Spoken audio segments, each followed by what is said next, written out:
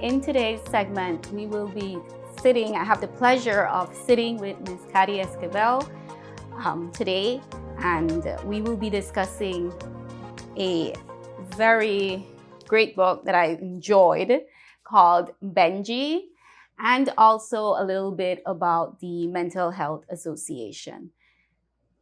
Good morning, Good Kathy, morning. and thank you so much for having me here today. Okay. So Benjy, I want to get right into what motivated you to put this book together, right? Well, I like writing, and I think there's a lot of motivations, but one of the motivations for this particular story, because I have written other things, I've written plays and one short stories, but one of the motivations is that I wanted to focus on mental health issues, but I didn't want it to be a book about mental health. So what I did is I had the major character is someone with schizophrenia. The character is based very much on my late brother-in-law, who was schizophrenic. But my late brother-in-law, Billy, unlike Benjy, never got involved in any of the adventures. Okay. But his mannerisms, the things he would say, that is who Benjy is. So, sometimes very often, he didn't want to bathe. He said, Billy, you have to go bathe. You haven't. No, the doctor books say. Yes, that was. And so that's actually something that he said more than once. So I wanted to humanize, because very often, especially with psychotic illnesses, that seem so different. It's hard for people to see the human being within, because the experience is so different. So I wanted to humanize someone with a severe mental health issue. So that, yes, there is a lot of stigma and discrimination, but it's worse if you can't see the humanity within that person. Right. And that usually happens with any mental disorder, right? Or mental illness. We see the disease first before we see the person. Right. And we cannot see beyond that. And it also happens in individuals with LGBT who are associated. They cannot see beyond that. They can only see what that is. Yeah. So it's very normal. Maybe that we that's see the that. next book. Right, good. All right. And as I read this book, some of the main themes that came up wasn't only as you said, it wasn't only schizophrenia. That wasn't it at all. It was culture. It was Belize. It was like walking down one of the Belizean streets as you read it, going into the homes. So it depicted a lot of cultural norms, social norms. And what I mostly love was that it was able to look at a lot of different social issues. And not only, the book was occurred in about 80s and 90s, I think you mentioned. Late 80s, early 90s. Yeah. Right. But we still, as I read it, it's happening today. Yeah. We still see it today. Culture changes very slowly because as you say that, one of the other issues, it brings in attitudes to one of the characters, Junior. He's a very unpleasant character. He does bad things. But I also try to get beyond that there is a human. I'm not trying to minimize the bad things that he does. But there is a human being in there. There is a reason why he is the way he is.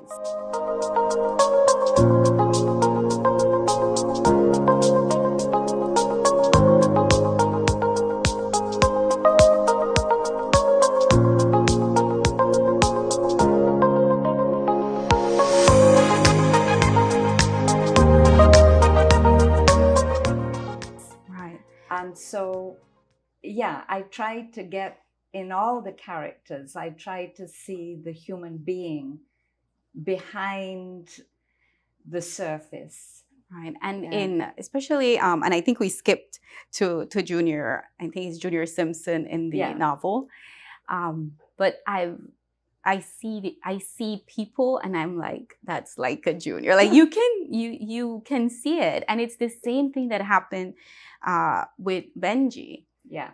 Right. I'm driving or walking on the street and I see the character in these people. So it's not only, I don't know if, I haven't diagnosed them, but we see homelessness as well. And Yeah. homelessness, when we talk about schizophrenia, because a lot of people don't understand it. And when it happens to you in your home, right? You don't know how to deal with it, and so we outcast the person, making that even worse for the individual suffering this disease who's also lost what is happening to me. But what we notice is that as that begins to happen, that person is outcasted, they find themselves anywhere and they just begin to live that life. So, and this is actually a stereotype. It isn't the truth. When we look at the statistics, it's not the truth. So because I have someone or a family member that is diagnosed with schizophrenia doesn't mean it will lead to homelessness, but it can. No, it can. And it often does. But this particular character, Benjy, is fortunate in that he has a family that can, to some extent, look after him. Right. They have the means and they have the understanding. But in so many cases, families are so stretched, they can't stretch anymore to look after one more problem. So I wouldn't want to stigmatize or blame families that can't care for members that are mentally ill. Mm-hmm. And very often when something happens, you see, like just recently, a man was found dead in the sea that had a history of mental illness. And what was so touching is his family members saying, but we loved him. Why would someone, he didn't hurt anyone. And I mean, it's so sad. People are afraid of the mentally ill, but actually the mentally ill have more right to be afraid of the general public. There are some mentally ill people who are dangerous, and that has to be dealt with.